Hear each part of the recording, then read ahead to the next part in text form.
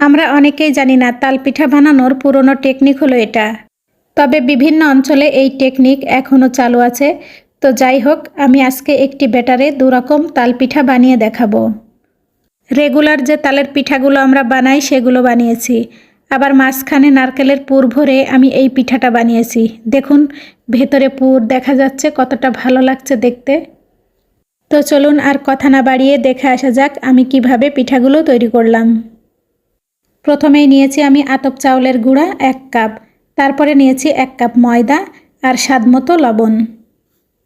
তারপর নিয়েছি 1.25 কাপ চিনি, নিয়েছি 1 টেবিল চামচ গুঁড়া দুধ, নিয়ে নিলাম 1/2 কাপ কোড়ানো নারকেল, আর নিলাম 1/2 কাপের মতো তালের রস। তালের রসটা আমি 1 ফোঁটা পানি না দিয়ে কিভাবে তালের রসটা বের করেছি সেটার ভিডিও আমার পেজে দেয়া আছে।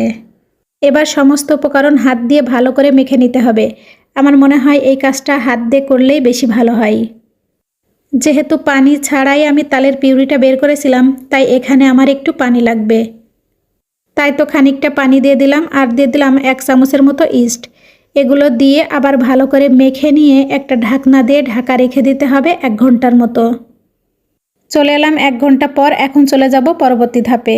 তো তার জন্য আমি একটা পাতিলে পানি নিয়েছি, দেখুন 1 লিটারের মতো পানি নিয়েছি। তারপর একটা ভালো সুতি কাপড় দিয়ে এটাকে ভালো করে শক্ত করে বেঁধে নিতে হবে। তারপর চুলাটা জ্বালিয়ে দিয়ে উপরে যখন পানির ভাপটা চলে এসেছে, ঠিক তখনই আমি পিঠার ব্যাটারটা দিয়ে দিব। 2 চামচ ব্যাটার দিয়ে আমি চারপাশে ছড়িয়ে দিয়েছি। এবার উপর থেকে কিছুটা নারকেল দিয়ে আমি একটু সাজিয়ে দিব।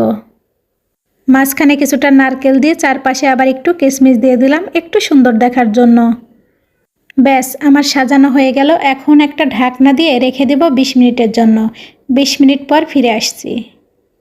দেখুন কত সুন্দর একটি কালার এসেছে। এখন এটা তুলে নিব, নিয়ে আমি চলে যাব আরেকটা পিঠা তৈরি করার জন্য। একটা কালো কড়াই নিয়েছি। যে যাই মনে করেন না কেন, এই কড়াইটা আমার কাছে কিন্তু পিঠা বানানোর জন্য বেস্ট। তো যেটা আমি করেছি সেটা হচ্ছে, তেলের মধ্যে 1 চামচ আমি ডুবিয়ে রেখেছিলাম। কিছুটা গরম হয়ে গেলে তার মধ্যে দিয়ে দিলাম পিঠার ব্যাটারটা। দেওয়ার পরে মাঝখানে আমি কিছুটা পুর দিয়েছি, তারপর উপর থেকে আবার একটু ব্যাটার দিয়ে দিয়েছি। এভাবে করে চামচটা কিছুক্ষণ তেলের মধ্যে ডুবিয়ে রাখলে এই পিঠাটা এমনি এমনিই খুলে আসবে। একে একে আমি এভাবে 4টা পিঠা বানিয়ে নিয়েছি। আর রেগুলার যে পিঠাটা তৈরি করি ছোট ছোট করে, সেগুলো আমি কিছুটা তৈরি করে নিয়েছি। পিঠাগুলো আমি প্লেটে সাজিয়ে নিয়েছি। দেখেই তো চোখের শান্তি। নিশ্চয় দেখে বুঝতে পারছেন কতটা লোভনীয় হয়েছে। আমি তো একটি ব্যাটারেই 2 রকমের পিঠা তৈরি করলাম। এখন আপনার পালা। যদি রেসিপিটি ভালো লেগে